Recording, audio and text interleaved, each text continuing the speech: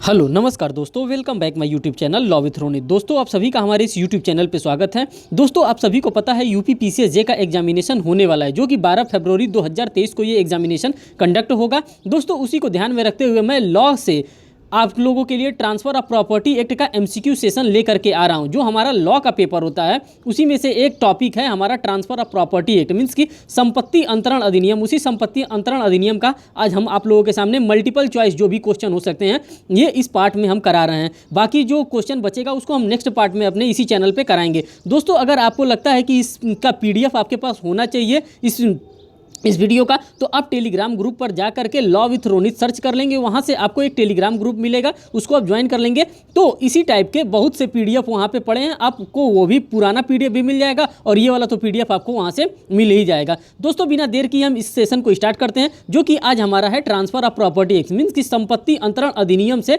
Related जो भी question हमारे एग्जामिनेशन में बार बार पूछे जाते हैं, किस किस एग्जामिनेशन में पूछे जा रहे हैं, उन सभी चीज़ों के बारे में हम आपको इनिशियली स्टेज पर मैं बताने वाला हूँ। दोस्तों पहला क्वेश्चन है हमारे पास, संपत्ति अंतरण अधिनियम 1882 कब से लागू हुआ। अब लागू हुआ की बात कर रहा है, कब से ये लागू हुआ। देखिए ये क्वेश्चन कितने जगह कितनी बार पूछा है, जैसे MP ADPO में पूछा है, यूपी CJ में पूछा है, छत्तीसगढ़ में पूछा है और उत्तराखंड में पूछा है। इसी तरह से आप देख सकते हैं कि क्वेश्चन का वेटेज क्या है। तो ये जो हमारा लागू कब से हुआ था, 1 जुलाई 1882 से ये हमारा संपत्ति अंतरण अधिनियम लागू हो गया। अब इसके एक्सप्लेनेशन को देखेंगे तो आप और अच्छे से समझ सकते हैं। संपत्ति अंतरण अधिनियम 17 फरवरी 1882 को बनकर तैयार हुआ। 1882 का अधिनियम क्रमांक संख्या 4, मीन्स कि 1882 का ये अधिनियम नंबर 4 है। यहाँ से एक और क्वेश्चन आपको मिल गया कि हाँ ये कौन सा एक्ट नंबर है, तो ये 1882 का अधिनियम संख्या जो है ये एक्ट नंबर 4 है एवं 1 जुलाई 1882 को प्रवृत्त, मीन्स कि लागू हो गया। यहाँ से 2 क्वेश्चन आपको मिल गया। तो एक्सप्लेनेशन पढ़ना दोस्तों बड़ा ही इंपॉर्टेंट होता है। अगर एक्सप्लेनेशन के साथ आप कोई चीज़ पढ़ते हैं तो आपको वो समझने के लिए आपको दुगना चांस वहाँ पे मिल जाता है। क्वेश्चन नंबर 2 देखते हैं, संपत्ति अंतरण अधिनियम किस वर्ष में बनाया गया था। अब ये किस वर्ष में बनाया गया था, जाहिर सी बात अभी आप लोगों ने देखा 1882 का ये कानून है तो 1882 में ही बनाया गया होगा। इसका एक्ट नंबर 4 है, वो भी आप लोगों ने देखा। नेक्स्ट क्वेश्चन देखिए, संपत्ति अंतरण अधिनियम 1882 का अध्याय 2 किस विधि के नियम को प्रभावित करने वाला नहीं माना जाता है। ये किस नियम को प्रभावित नहीं करता है, ये मुस्लिम विधि को प्रभावित करने वाला नियम नहीं माना जाता है। इसी तरह से सिंपल आपको क्वेश्चन पूछा जा सकता है कि ये क्रिश्चियन विधि को प्रभावित करता है, पारसी विधि को प्रभावित करता है, मुस्लिम विधि को प्रभावित करता है,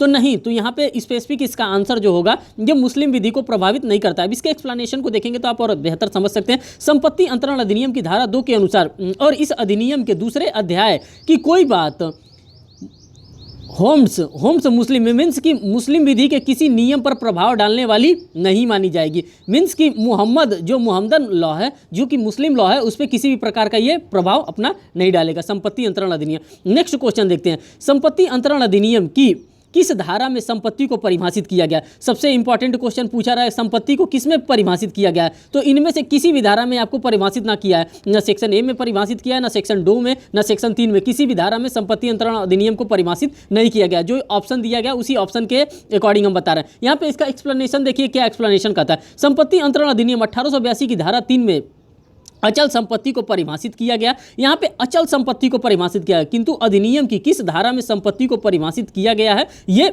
खुलकर के नहीं बताया गया। क्वेश्चन नंबर 5 देखिए, निम्नलिखित में से कौन सी धारा संपत्ति अंतरण को परिभाषित करती है। अब कौन सी धारा जो है संपत्ति अंतरण को परिभाषित करती है, व्हाट में बी ट्रांसफर, ये धारा हमको 5 परिभाषित करती है। धारा 5 में हमको बताया गया कि संपत्ति में किस प्रकार से इसको परिभाषित किया जाता है। अब इसके एक्सप्लेनेशन को देखेंगे तो आपको कुछ बेहतर और समझ में आ सकता है। देखिए, संपत्ति अंतरण अधिनियम 1882 की धारा 5 में संपत्ति अंतरण को परिभाषित किया गया। धारा 5 में बताया गया कि संपत्ति को किस प्रकार से अंतरण किया जाएगा। संपत्ति को एक दूसरे को ट्रांसफर किया जाता है, इसमें हस्तांतरण किया जाता है। संपत्ति को उठा के एक दूसरे को दे नहीं दिया जाता है, इसमें उसके राइट को, इंटरेस्ट को क्या किया जाता है, ट्रांसफर किया जाता है। संपत्ति को नहीं ट्रांसफर किया जाता, राइट को, इंटरेस्ट को, इन सब चीज को, लायबिलिटीज को, इन सभी चीज़ों को ट्रांसफर किया जाता है। क्वेश्चन नंबर 6 देखिए, यहाँ पे कथन और कारण के बारे में बता रहा है, रीजन और असर्शन के बारे में बता रहा है। रीजन क्या कर रहा है, संपत्ति एक व्यापक शब्द है और इसका प्रतिलिपि अधिकार शामिल है। मीन्स कि जो इसका प्रतिलिपि अधिकार होता है जिसको हम लोग पेटेंट करा लेते हैं उसके बारे में बता रहा है। सेकंड कारण बता रहा है, संपत्ति अंतरण अधिनियम पेटेंट सहित सभी प्रकार की संपत्ति पर विचार करता है। तो इसका जो करेक्ट आंसर है ए सही है, परंतु आर जो है वो गलत है। हम लोग प्रतिलिपि अधिकार इस पे हम लोग प्राप्त कर लेते हैं, लेकिन जो हम लोग इसका है इसका पेटेंट नहीं करा सकते। पेटेंट हम लोग किस चीज़ का कराते हैं, कोई चीज़ होता है जो कि हम लोगों ने उसको ईजाद किया है, डिस्कवर किया है, खोजा, उसका हम पेटेंट कराते हैं, कॉपीराइट कराते हैं, ट्रेडमार्क कराते हैं। संपत्ति का थोड़े नहीं पेटेंट कराया जा सकता, इसीलिए यहाँ पे सी आपका करेक्ट आंसर होगा। अब इसके एक्सप्लेनेशन को देखेंगे आप और बेहतर समझ सकते हैं। संपत्ति एक व्यापक शब्द है और इसमें प्रतिलिपि अधिकार शामिल है। ए सत्य है, जबकि संपत्ति अंतरण अधिनियम मात्र स्थावर संपत्ति पर विचार करता है, न कि पेटेंट या अन्य प्रकार की संपत्तियों पर। अंततः आर जो है ये गलत होगा। इस प्रकार से आपको क्वेश्चन देता है और आपको इसी प्रकार से सॉल्व करना है। नेक्स्ट क्वेश्चन देखिए, न्यायालय ने निम्नलिखित संपत्तियों में से किसका स्थावर संपत्ति के रूप में मान्यता नहीं दिया। किसको स्थावर संपत्ति के रूप में मान्यता नहीं दिया? पूजा का अधिकार को स्थावर संपत्ति के रूप में मान्यता नहीं दिया। इसी प्रकार से आपसे क्वेश्चन पूछे जाएंगे दोस्तों कि हाँ किसको मान्यता दिया गया, किसको मान्यता नहीं दिया गया, मछली पकड़ने का अधिकार हमारा कौन सा राइट है, हमें नाव चलाने का अधिकार हमारा कौन सा राइट है, यही सारी चीजों के बारे में बताया जाए। इसके एक्सप्लेनेशन को देखिए, मार्ग का अधिकार स्थावर संपत्ति से भाटक वसूलने का अधिकार एवं मछली पकड़ने का अधिकार स्थावर संपत्ति के अंतर्गत आता है, जबकि ईशान चौधरी राय बनाम मनमोहिनी दासी, महामाया बनाम हरि दास एवं जगदेव बनाम राम शरण के वादों के अनुसार पूजा का अधिकार अचल संपत्ति नहीं है। ये रेफरेंशियल केस लॉ भी दे दिया गया। इसी रेफरेंशियल केस लॉ से आप देख सकते हैं जो पूजा का अधिकार होता है वो हमारा राइट नहीं होता है। वो कौन सा राइट नहीं होता है? जो पूजा करने का हमारा अधिकार होता है वो अचल संपत्ति नहीं होता है। ठीक, यहाँ पे न्यायालय ने निम्नलिखित को भी स्थावर अचल संपत्ति नहीं माना है। मीन्स कि इसको भी अचल संपत्ति नहीं माना है। किसको? कॉपीराइट को, रॉयल्टी को, सरकारी प्रामिजरी नोट को, सरकारी प्रोनेट को, या बैंक के किसी डिक्री, जमानत या वित्तीय अचल संपत्ति के विक्रय को डिक्री, इस प्रकार को इनको क्या कहते हैं? अचल संपत्ति इसको नहीं माना गया है। क्वेश्चन नंबर 8 देखिए, निम्नलिखित में से कौन सी संपत्ति अंतरण अधिनियम के अंतर्गत अचल संपत्ति नहीं है? अब कौन अचल संपत्ति नहीं है? देखिए निगेटिव वे में क्वेश्चन पूछा है, कौन अचल संपत्ति नहीं है? तो पूजा का अधिकार जो है कि हमारा मंदिर के विशेष के संदर्भ में हो गया। मीन्स कि पूजा का अधिकार जो होता है वो हमारा राइट नहीं होता है, वो संपत्ति अंतरण अधिनियम के अंतर्गत शामिल नहीं माना गया। क्वेश्चन नंबर 9 देखिए यहाँ पे, ये संपत्ति अंतरण अधिनियम के अंतर्गत निम्न में से किस संपत्ति को अचल संपत्ति के रूप में मान्यता किसी संबंधित द्वारा नहीं प्राप्त है किंतु न्यायालय द्वारा दी गई है? न्यायालय द्वारा की गई है। पूजा के अधिकार के बारे में यहाँ पे बताया। अभी आप लोगों ने कई बार पूजा के अधिकार को देखा। इसी प्रकार से क्वेश्चन पूछे जाते हैं, पूजा का अधिकार हमारा किस प्रकार का अधिकार है, तो वो यहाँ पे आप देख सकते हैं। क्वेश्चन नंबर 10 देखिए, स्थावर संपत्ति के अंतर्गत खड़ा काष्ठ नहीं आता है। मीन्स जो खड़े पौधे हैं वो क्या नहीं आते हैं? नहीं आता है। ये बात सही है। अब इसके एक्सप्लेनेशन से देखिए क्या ये सही करा। संपत्ति अंतरण अधिनियम 1882 की धारा 3 के अनुसार स्थावर संपत्ति के अंतर्गत, जो स्थावर संपत्ति होता है उसके अंतर्गत खड़ा काष्ठ, उगती फसलें या घास नहीं आती हैं। अतः विकल्प ए सही है, क्योंकि ये मूवेबल प्रॉपर्टी है। भाई जो घास उग रहा है उसको हमारा पर्पज क्या होता है? घास उगेगा उसको काट करके हम चारा के रूप में खिलाएंगे। जो हमारी खड़ा काष्ठ है और उसके बाद से ये सब स्थावर संपत्ति के अंतर्गत नहीं आते, इनको हम लोग मूवेबल प्रॉपर्टी के रूप में देखते हैं।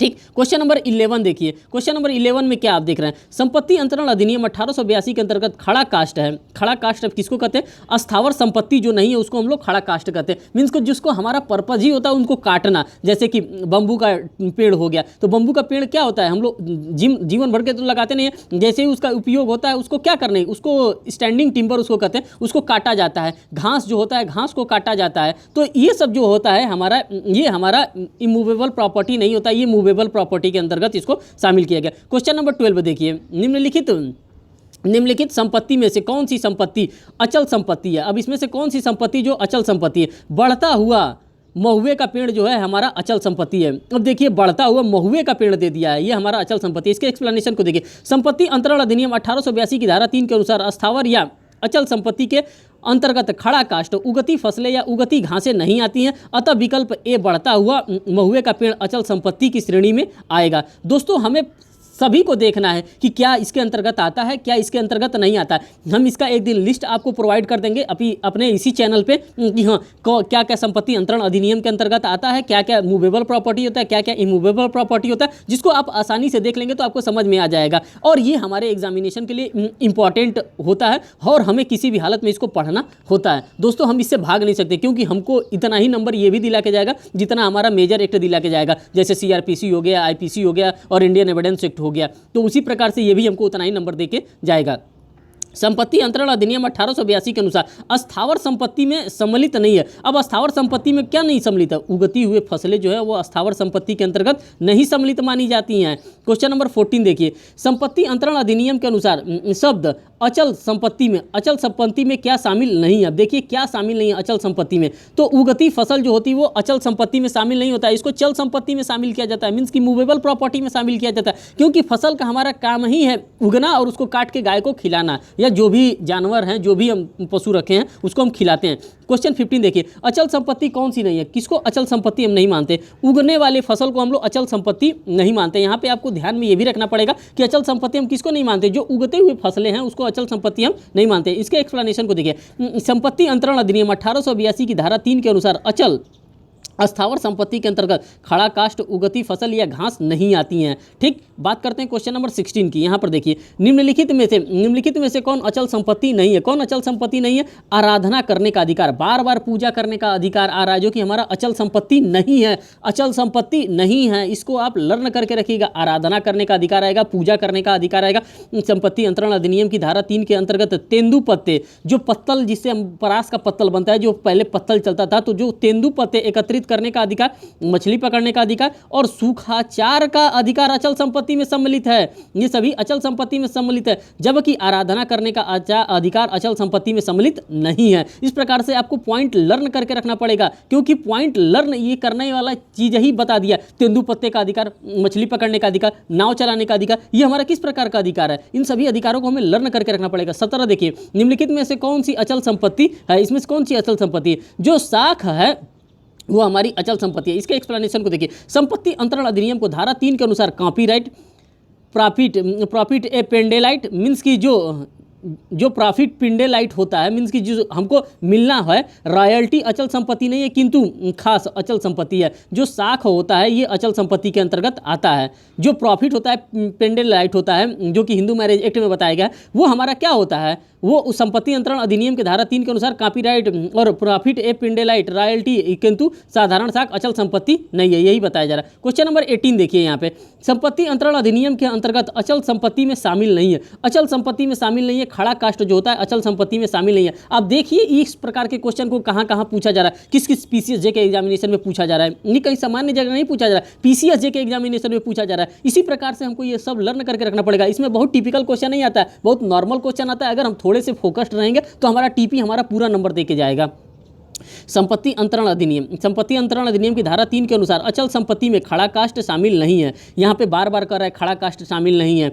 इमारत, तालाब, भूमि आदि अचल संपत्ति के अंतर्गत आते हैं। ये सब की सभी अचल संपत्ति के अंतर्गत आते हैं। क्वेश्चन नंबर 19 देखिए, अचल संपत्ति की वर्गीकरण तालिका में कौन सा पद सम्मिलित नहीं है? अब इसके अंतर्गत कौन सा पद सम्मिलित नहीं है? सीलिंग फैन का विक्रय, जो सीलिंग फैन का विक्रय है वो इसमें सम्मिलित नहीं है। अब इसके एक्सप्लेनेशन को देखिए, संपत्ति अंतरण अधिनियम की धारा 3 के अंतर्गत विपणि, बाजार, हाट और पट्टे का अधिकार, भूमि एवं सुखाधिकार चल संपत्ति में शामिल है, जबकि सीलिंग फैन का विक्रय एक जंगम संपत्ति का विक्रय है। जैसे हम लोग घर बेचते हैं तो घर के साथ साथ हम लोग क्या करते हैं, खिड़की भी घर का दे देते हैं ना। ऐसा तो थोड़े नहीं हम लोग कहते हैं नहीं घर का, हमने घर बेचा तो हम घर का खिड़की नहीं बेचेंगे, हम घर का जो दरवाजा है वो नहीं बेचेंगे। वो सभी के सभी हम लोग इमूवेबल प्रॉपर्टी के साथ उसको हम लोग ट्रांसफर कर देते हैं। क्वेश्चन नंबर 20 देखिए, निम्नलिखित में अस्थावर संपत्ति नहीं है। अस्थावर संपत्ति क्या है? रॉयल्टी जो है, मैंने कई बार बताया है कि अस्थावर संपत्ति के अंतर्गत नहीं आएगा। क्या नहीं आएगा? रॉयल्टी जो होता है वो अस्थावर संपत्ति के अंतर्गत नहीं आएगा। रॉयल्टी को अचल संपत्ति नहीं माना जाता।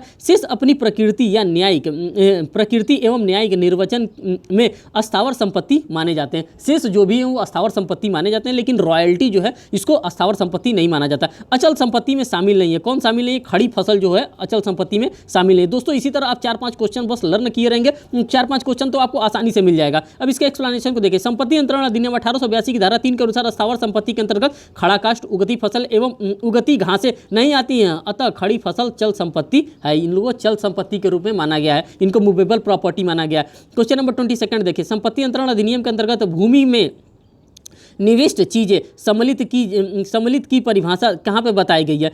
भूबद्ध की, मीन्स कि किसी भी चीज़ को हम इम्बेडेड कर देते हैं, धरती में धंसा देते हैं, धरती में गाड़ देते हैं, उसके बारे में बता रहा है। अब देखिए इसका एक्सप्लेनेशन को देखिए। संपत्ति अंतरण अधिनियम की धारा 3 के निर्वचन खंड से संबंधित इसमें भूबद्ध से अभिप्रेत है।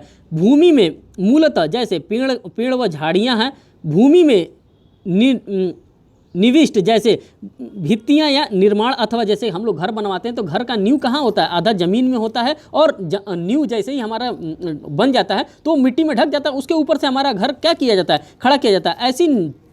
ऐसी निविष्ट वस्तुओं से इस प्रकार बद्ध किसी की जाने वाली वह बद्ध है, उक्त उसका लाभ उपभोग किया जा सकेगा। उसका लाभ हम जो लेंगे, वो लॉन्ग टर्म के लिए उसका लाभ लेंगे, उसीलिए इसको इस प्रकार से बताया जाता है। जैसे हम लोग पोल होता है, जैसे बिजली का पोल आप देखते हैं, तो उसको क्या किया जाता है? धरती में इम्बेड किया जाता है, धरती में गाड़ा जाता है। कुछ पोर्शन उसका धरती में गाड़ा जाता है तो वो उस प्रकार से वो इमूवेबल प्रॉपर्टी हो जाता है, और कुछ भाग जो होता है वो ऊपर खड़ा रहता है, पोल जिसपे बिजली का तार वगैरह जाता है। तो इसी चीज़ के बारे में यहाँ पे बताई जा रही है। अब क्वेश्चन नंबर 23 देखिए।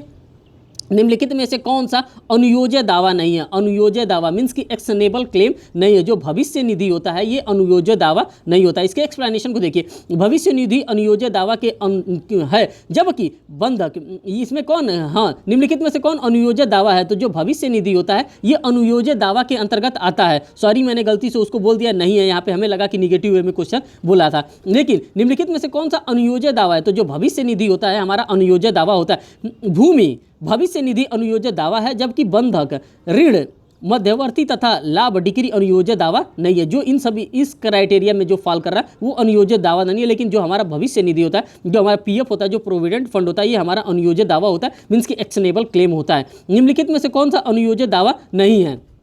मध्यवर्ती लाभ का दावा हमारा अनुयोज्य दावा नहीं, अभी आपने एक्सप्लेनेशन में देखा। क्वेश्चन नंबर 25 देखिए। नुकसानी के लिए वाद का अधिकार कौन ला सकता है? अनुयोज्य दावा नहीं है। अगर किसी भी प्रकार का नुकसान हुआ तो वो हमारा अनुयोज्य दावा नहीं है, उसके लिए हम वाद नहीं ला सकते। नुकसानी के लिए वाद का अधिकार संपत्ति अंतरण अधिनियम के अंतर्गत अनुयोज्य दावा नहीं है। यहाँ पे साफ साफ बता दिया गया कि अनुयोज्य दावा नहीं है। क्वेश्चन नंबर 26 में देखिए। निम्नलिखित में से कौन सा अनुयोज्य दावा है? अब कौन सा इसमें अनुयोज्य दावा है? मुस्लिम महिला का अद्दत मेहर का दावा, जो उनका मेहर मिलता है, जो मुस्लिम महिला को डावर मिलता है, मीन्स उनको मेहर मिलता है, वो क्या है? वो किस प्रकार का दावा है? वो एक्शनेबल क्लेम है। उस पर वो वाद ला सकती है कि हाँ हमें हमारा मेहर चाहिए। प्रॉम्प्ट मेहर होता है और डेफर्ड मेहर होता है। अब देखिए एक्सप्लेनेशन को देखिए। विवाह के समय तय किए गए मेहर की राशि का भुगतान पति द्वारा नहीं किए जाने पर धनराशि पति पर ऋण मानी जाती है। मीन्स कि जो पति होता है, जो जब मुस्लिम मैरिज एक्ट आप पढ़ेंगे तो मुस्लिम मैरिज एक्ट में जब उनकी शादी होती है तो यहाँ पे एक मेहर का कॉन्सेप्ट होता है। वो मेहर वहाँ पे तय किया जाता है कि हाँ आप कितना मेहर देंगे, कितने दिनार में आप मेहर देंगे।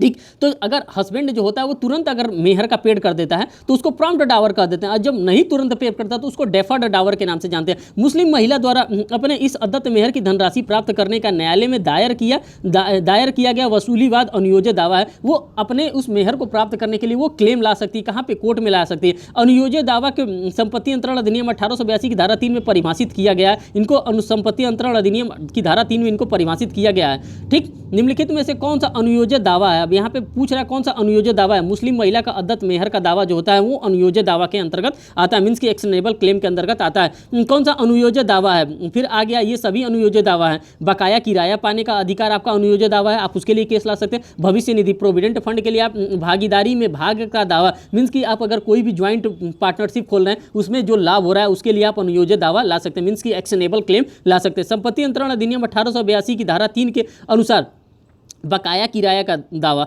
भविष्य निधि एवं भागीदारी में भाग का दावा, ये सभी अनुयोज्य दावा के अंतर्गत शामिल माने जाते हैं। नेक्स्ट क्वेश्चन देखिए, क्वेश्चन नंबर 29। निम्नलिखित में से कौन सा अनुयोज्य दावे हैं? कौन से अनुयोज्य दावे के अंतर्गत आते हैं? तो हमारा जो ये भागीदारी के अंश के लिए हमारा अनुयोज्य दावा आता है। डिक्री जो है हमारा अनुयोज्य दावा नहीं होता है। और जो हमारा नेक्स्ट है किराया के बकाया के लिए हम दावा ला सकते हैं, ये हमारा अनुयोज्य दावा है। यही तो हमारा अनुयोज्य दावा, इससे करेक्ट आंसर हमारा डी होगा। इसके एक्सप्लेनेशन को देखिए। संपत्ति अंतरण अधिनियम की धारा 3 के अंतर्गत भागीदारी में अंश तथा किराए के बकाये के लिए दावा अनुयोज्य दावा है। धारा 130 के अंतर्गत अनुयोज्य दावे का अंतरण ऐसे लिखत के रूप में निष्पादित किया जाएगा जो अंतरक या उसके प्राधिकृत अभिकर्ता द्वारा हस्ताक्षरित होगा, उसको हम लोग क्या करेंगे, अनुयोज्य दावा के नाम से जाने जाएंगे। मीन्स की एक्शनेबल क्लेम उसको हम लोग मानेंगे। निम्नलिखित में से कौन अनुयोज्य दावा के रूप में मान्य है? किसको अनुयोज्य दावा के रूप में मान्य कर सकते हैं? किराया जो हमारा बकाया उसको हम पाने का अनुयोज्य दावा के रूप में मान्य कर सकते हैं।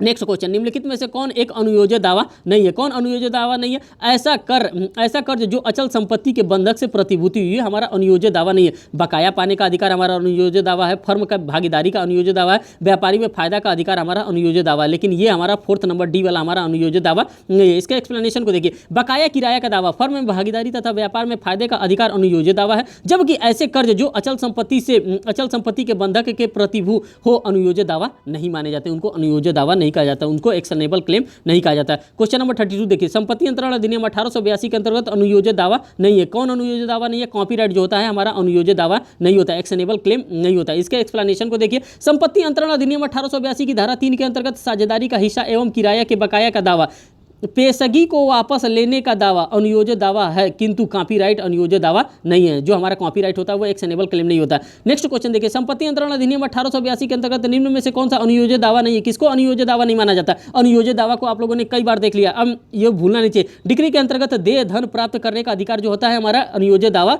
के अंतर्गत नहीं आता है। ठीक, बात करते हैं यहाँ पे इसके एक्सप्लेनेशन देखिए। संपत्ति अंतरण अधिनियम 1882 की धारा 3 के अनुसार जीवन बीमा पॉलिसी के अधीन देय धन प्राप्त करने का अधिकार, मकान का बकाया किराया प्राप्त करने का अधिकार, भरण पोषण का बकाया धन प्राप्त करने का अधिकार अनुयोज्य दावा है। ये सभी जो दावा है ये अनुयोज्य दावा है, जबकि डिक्री के अंतर्गत देय धनराशि प्राप्त करने का अधिकार अनुयोज्य दावा नहीं है। ये बात यहाँ पे बता दी। नेक्स्ट क्वेश्चन देखिए। निम्नलिखित में से कौन सा अनुयोज्य दावा नहीं है? कौन सा अनुयोज्य दावा नहीं? अब तो आपको देख करके पता जाएगा। अज्ञप्ति मीन्स की लाइसेंस के अंतर्गत देय धन प्राप्त करने का अधिकार ये हमारा अनुयोज्य दावा नहीं है। यहाँ पे निगेटिव टर्मिनोलॉजी में क्वेश्चन पूछा जा रहा है। क्वेश्चन नंबर 35 देखिए। निम्नलिखित में से क्या कार्यवाही योग्य दावा नहीं है? कौन सा दावा है जो कार्यवाही योग्य नहीं है? दावा के कब्जे, दावेदार के कब्जे में रहने वाले चल संपत्ति पर लाभकारी हित के लिए हम लोग क्या कर सकते हैं? वाद नहीं ला सकते हैं। ठीक, इनका एक्सप्लेनेशन देखिए।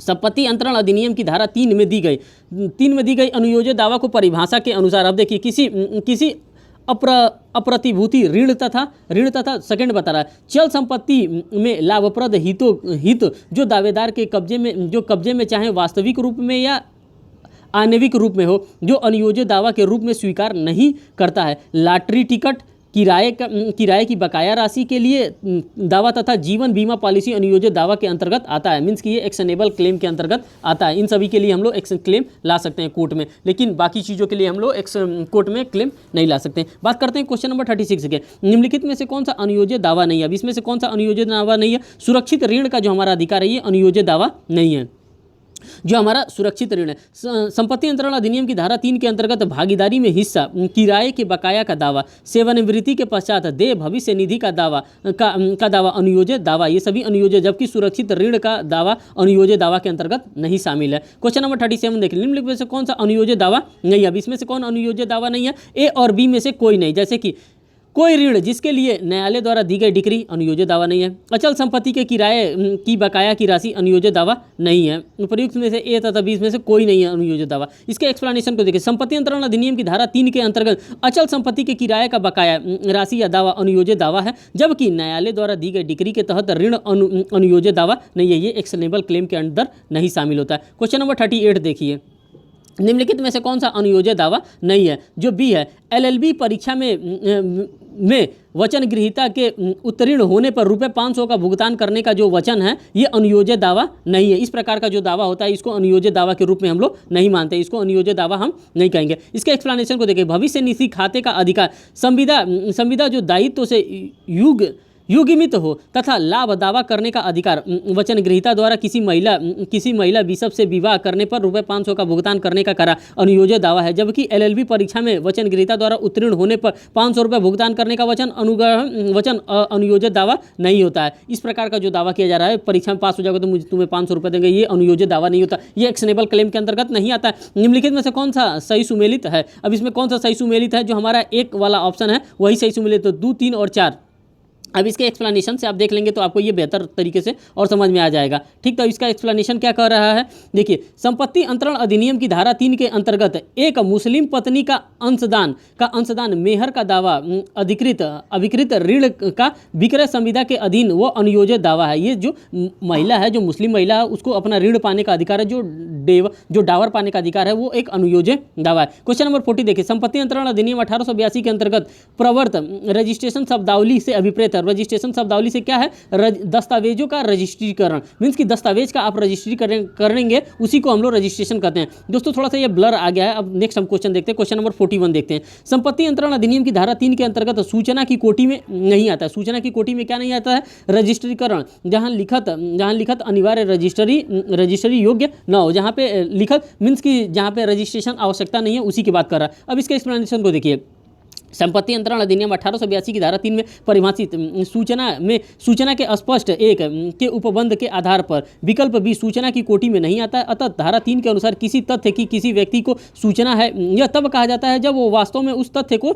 जानता हो, अथवा यदि ऐसा जांच या तलाश जो उसे करनी चाहिए थी करने में जानबूझकर प्रभावित न रहा हो तो घोर उपहति करता है, तो वह उस तथ्य का ज्ञान लेता है। विकल्प क को संबंधित स्पष्टीकरण 1 के विकल्प क के अधिपत्य के संबंध में स्पष्टीकरण है तथा धारा 3 के तथा स्पष्टीकरण 3 में प्रावधान है। स्पष्टीकरण 3 में प्रावधान किया गया अधिनियम की धारा 39, 40, 41, 43 और 53 क में सूचना का प्रयोग किया जाता है। जब आप सेक्शन नंबर 3 खोल करके पढ़ेंगे टीपीए एक्ट का तो वहाँ पे आपको सारी बातें इसी तरह से एज यूजुअल आपको देखने को मिल जाएगी, जैसे मैं बता रहा हूँ, क्योंकि ये टीपीए एक्ट का जो सेक्शन 3 है वहीं से इस क्वेश्चन को उठाया गया है।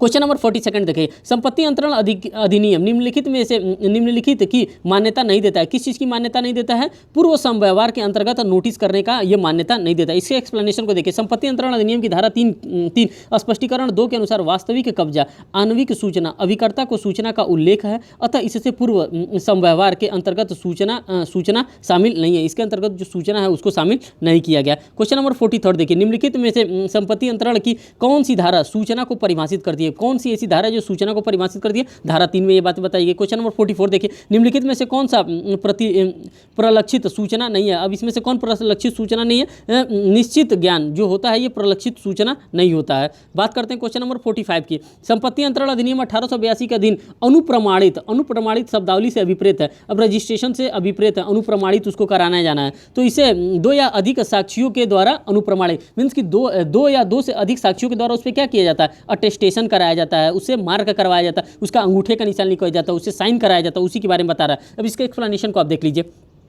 संपत्ति अंतरण अधिनियम 1882 की धारा 3 के अनुसार अनुप्रमाणन से ऐसे 2 या अधिक साक्षियों के अनुप्रमाणन अभिप्रेत और सर्वदा अभिप्रेत रहा होना जाएगा, जिससे कि हर एक ने निष्पादन के लिखत पर हस्ताक्षर करने या अपना चिन्ह लगा देते हैं। चिन्ह लगाने का मतलब कि थंब इंप्रेशन लगाते हैं, या निष्पादन की उपस्थिति में और उसमें निर्देश द्वारा किसी अन्य व्यक्ति को पत्र लिखित पर हस्ताक्षर कर देता है, या निष्पादन से उसके अपने हस्ताक्षर या चिन्ह की या ऐसे अन्य व्यक्ति के हस्ताक्षर की व्यक्तिगत अभिस्वीकृति पाई है, तभी उसको हम लोग क्या कहेंगे, उसको अनुप्रमाणन माना जाएगा, उसको अटेस्टेशन माना जाएगा। 2 या अधिक व्यक्तियों के द्वारा उस पर सिग्नेचर किया जाता है या अटेस्टेशन कराया जाता है, तो उसको अनुप्रमाणन हम मानते हैं।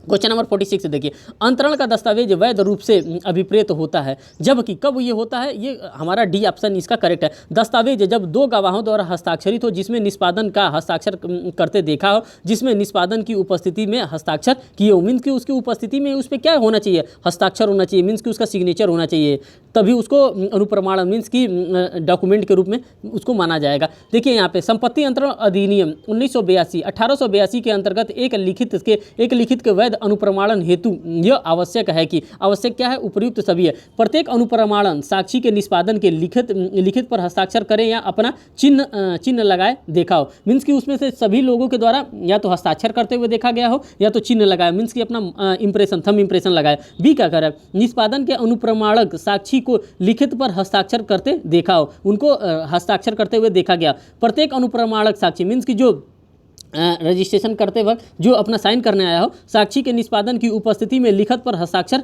किए गए, उनके द्वारा लिखत पर हस्ताक्षर किए गए। अब इनके एक्सप्लेनेशन को देखिए। संपत्ति अंतरण अधिनियम 1882 की धारा 3 में दी गई अनुप्रमाणन की परिभाषा से स्पष्ट है कि वैध अनुप्रमाणन हेतु उपर्युक्त सभी विकल्प आवश्यक है। प्रत्येक साक्षी द्वारा लिखित या दस्तावेज पर निष्पादन की उपस्थिति में हस्ताक्षर किए जाने आवश्यक है, किंतु यह आवश्यक नहीं है कि ऐसे साक्षियों में से एक या अधिक एक ही समय पर उपस्थित रहा हो। अनुप्रमाणन का कोई विशिष्ट प्रारूप होना भी आवश्यक नहीं होता है। इस प्रकार से होना भी कोई आवश्यक नहीं होता है। क्वेश्चन नंबर 48 देखिए। किसी दस्तावेज का अनुप्रमाणन करने वाला साक्षी हो सकता है। कौन हो सकता है? ऐसा व्यक्ति जिसने दस्तावेज लिख देने वाले के दस्तावेज करते हुए देखा है, किंतु उसने दस्तावेज उसका दस्तखत जानता है, वो जानता है कि हाँ इन्होंने लिखा है और इन्होंने दस्तखत किया है, वो हो सकता है। क्वेश्चन नंबर 49 देखिए। दस्तावेज के संबंध में अनुप्रमाणित का अर्थ है जिसे साक्षित किया गया है। किसके द्वारा किया? दो या अधिक साक्षियों द्वारा। यहाँ पे टू और मोर की बात कर रहा है, वन की बात नहीं कर रहा है, टू और मोर की बात कर रहा है। क्वेश्चन नंबर 50 देखिए। दस्तावेज के अनुप्रमाणन का अर्थ है। क्या अर्थ है? अनुप्रमाणन साक्षी द्वारा निष्पादन को हस्ताक्षर या चिन्ह लगाते देखा है, या निष्पादन से उसके हस्ताक्षर की व्यक्ति की स्वीकृति पाई है, या दोनों हो सकता है। ये आपको सभी देखने के लिए कहाँ मिलेगा? अब सभी चीज़ों को देखने के लिए आप सेक्शन नंबर 3 में जाएंगे, उसका बहुत ही ब्रॉडर स्कोप है, वहाँ पर आपको ये सारी चीज़ें देखने को मिल जाएगी, क्योंकि वहीं से ये सभी क्वेश्चन बन रहे हैं। क्वेश्चन नंबर 51 देखिए। किसी लिखित में प्रमाणन के संबंध में साक्षियों की उपस्थिति एवं हस्ताक्षर के संबंध में न्यूनतम संख्या क्या होनी चाहिए? तो कम से कम 2 होनी ही चाहिए। आपको यहाँ पे देखने के बार मिला। धारा 3 संपत्ति अंतरण अधिनियम के अंतर्गत लिखत निम्नानुसार परिभाषित है। कहाँ पे परिभाषित किया गया है? ये किया गया आवासीय लिखत में, आवासीयत लिखत में ये इसको परिभाषित किया गया है। अब इसके एक्सप्लेनेशन को देखिए। संपत्ति अंतरण अधिनियम 1882 की धारा 3 में दी गई परिभाषा के अनुसार लिखत से अवसीयती लिखत अभिप्रेत है। सामान्य रूप से लिखत से तात्पर्य एक ऐसी औपचारिक विधिक दस्तावेज से है जिसके माध्यम से एक अधिकार का सृजन किया जाता है या उसकी पुष्टि की जाती है, या एक तथ्य अभिनिर्धारित किया जाता है। धारा में दी गई परिभाषा यह स्पष्ट करती है कि वसीयत लिखित मित्र की पंजीकृत और गैर पंजीकृत द्वारा स्वतः का अंतरण संपत्ति अंतरण अधिकार नहीं माना जाता है। इसको संपत्ति ट्रांसफर अधिनियम के अंतर्गत नहीं माना जाता है। क्वेश्चन नंबर 53 देखिए। संपत्ति अंतरण अधिनियम की धारा 3 के अनुसार लिखत से अभिप्रेत क्या है? अवसीयती लिखत इसका अभिप्रेत है। क्वेश्चन नंबर 54 देखिए। निम्नलिखित में से किसके द्वारा स्वत्व का अंतरण नहीं होता है? स्वत्व का अंतरण किसके द्वारा नहीं होता है? पंजीकृत वसीयती पत्र के द्वारा उसका अंतरण नहीं किया जाता है। क्वेश्चन नंबर 55 यहाँ पर देखिए। तिलकधारी लाल बनाम खेदन लाल का प्रीवी काउंसिल का वाद निर्णय संबंधित है। ये किसी संपत्ति अंतरण अधिनियम की धारा 3 से ये संबंधित है। इस प्रकार से क्वेश्चन भी केस लॉ को भी यहाँ पे पूछ लिया गया। अब इनके एक्सप्लेनेशन को देख लिए। तिलकधारी बनाम खेदन लाल AIR 1921 का वाद धारा 3 से संबंधित है। इस वाद में निर्णित हुआ था कि पंजीयन सूचना है अथवा नहीं, यह प्रश्न विधि का न होकर तथ्य का है। तथ्य का जो प्रत्येक वाद की परिस्थिति पर निर्भर करता है, ये प्रत्येक वाद की परिस्थिति पर निर्भर करता है। क्वेश्चन नंबर 56 से देखिए। संपत्ति अंतरण अधिनियम विनियमित करता है। क्या विनियमित करता है? मात्र जीवित व्यक्ति के मध्य अंतरण किया जा सकता है, मुर्दों को अंतरण नहीं किया जा सकता है। संपत्ति एक जीवित व्यक्ति दूसरे जीवित व्यक्ति को संपत्ति का क्या कर सकता है? ट्रांसफर कर सकता है। धारा 5 संपत्ति अंतरण अधिनियम परिभाषित करते हैं। इसके अनुसार संपत्ति अंतरण आवश्यक तत्व निम्न है। संपत्ति अंतरण एक ऐसी प्रक्रिया है जिसमें संपत्ति एक व्यक्ति के पास दूसरे व्यक्ति को जाती है, एक के पास से दूसरे को जाती है। दूसरी बात बता रहा है, साधारणतः संपत्ति का अंतरण जीवित व्यक्ति के मध्य होता है। तीसरी बात, संपत्ति अंतरण वर्तमान या भविष्य में किया जा सकता है। चौथा, संपत्ति अंतरण के समय अस्तित्व में होना चाहिए। पांचवा, संपत्ति अंतरण योग्य होनी चाहिए। छठा, पक्षकार अंतरण करने में सक्षम होने चाहिए। सातवां, संपत्ति स्वयं को भी अंतरित की जा सकती है। कैसे? जैसे ट्रस्ट बना करके लोग अपनी संपत्ति को ट्रांसफर कर लेते हैं। अब अध्याय 2 पे हम आ गए, पक्षकार के कार्य द्वारा संपत्ति अंतरण के विषय में। अब यहाँ पे जो क्वेश्चन है उसको हम सॉल्व कर लेते हैं। संपत्ति अंतरण अधिनियम 1882 की धारा 3 से लेकर के 37 में निम्नलिखित में से किस पे लागू नहीं होती है? तो ये जंगम या अस्थावर संपत्ति के अंतरण पर ये लागू नहीं होती है। इसके एक्सप्लेनेशन को देखिए। संपत्ति अंतरण अधिनियम 1882 की धारा 5 से 37 जंगम या अस्थावर संपत्ति पर लागू होती है, जबकि धारा 38 से 53 को केवल अस्थावर संपत्ति के अंतर्गत अंतरण पर संबंधित है, अंतरण से संबंधित है। क्वेश्चन इसका सेकंड देखिए। एक जमींदार ने एक नर्तकी से करार किया कि उसके उत्तराधिकारी और वह हर माह 100 रुपये उस नर्तकी को उसके उत्तराधिकारी के भरण पोषण के लिए प्रवचन करता रहेगा। इस नर्तकी ने उत्तराधिकारी में से किसी एक ने जमीन दो उत्तराधिकारी के विरुद्ध भरण पोषण का वाद प्रस्तुत किया। ऐसा करार क्या होता है? उपरोक्त में से कोई भी कथन सत्य नहीं है। जो भी कथन दोनों कहा गया है, ये कथन इसमें से सत्य नहीं है। दोस्तों, इस सेशन में इतना ही था। अब जो नेक्स्ट सेशन होगा उसमें मैं अध्याय 2 से जो भी रिलेटेड क्वेश्चन होगा उसको मैं आपके लिए ट्रांसफर ऑफ प्रॉपर्टी एक्ट से लेकर के आऊँगा। दोस्तों, बहुत बहुत धन्यवाद इस वीडियो को वॉच करने के लिए। दोस्तों, एक सूचना और मैं आपको देना चाहता हूँ। इस पर मैं काफ़ी MCQ करा चुका हूँ, मैंने काफ़ी केस लॉ को करा दिया है, मैंने GS के पेपर फर्स्ट को भी इस पर सॉल्व कराया है, और GS का जो माइनर लॉ इस पर शामिल किया गया है, 9 माइनर लॉ जो शामिल किया उसको भी मैंने इस चैनल पे सॉल्व कराया है। तो दोस्तों, आप चाहेंगे तो उसको भी देख सकते हैं। अगर आप चाहते हैं कि आपको ये वीडियो अच्छा लगता है तो आप हमें कमेंट करके जरूर बताएं कि हाँ, आपको किस प्रकार से ये वीडियो अच्छा लगता है। अगर कोई गलती हो जाती है वो भी उसके बारे में भी बताएं कि हाँ, आपने यहाँ पे गलती किया, मैं उसको सुधार करने का नेक्स्ट वीडियो में जरूर कोशिश करूँगा। बहुत बहुत धन्यवाद दोस्तों।